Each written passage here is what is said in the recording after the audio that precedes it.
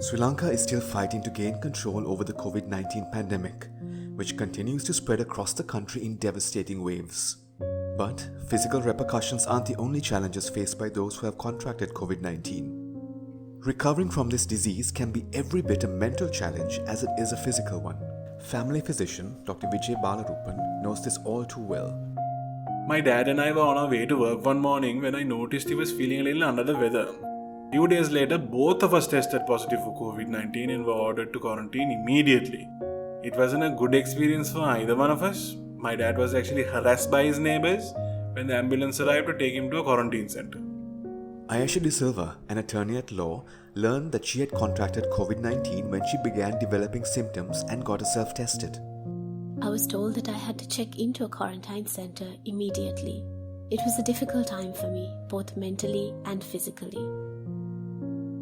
A young graphic designer, Abdul Kader, went to the hospital after developing mild flu-like symptoms and tested positive for COVID-19. In those lonely weeks spent in isolation, Vijay, Ayesha and Abdul had friends and family reaching out to them, many of whom were supportive and concerned for their well-being.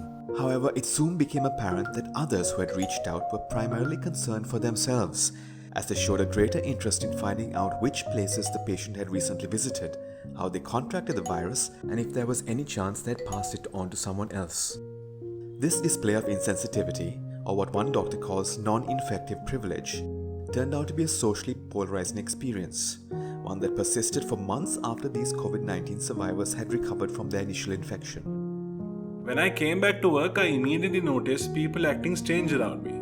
My colleagues were no longer comfortable sharing a space with me and kept trying to avoid me, even though I was no longer positive for COVID. Ayesha had an even harder time recovering from the disease. Not only did she feel ostracized by her social circle, she also had to deal with the long-term health effects of her initial COVID infection, better known as post-COVID syndrome. The toughest parts were the brain fog and fatigue. They made daily life and doing menial tasks extremely difficult. Most of my friends and family believed I was still infectious, and they wore protection around me if they were spending time with me at all.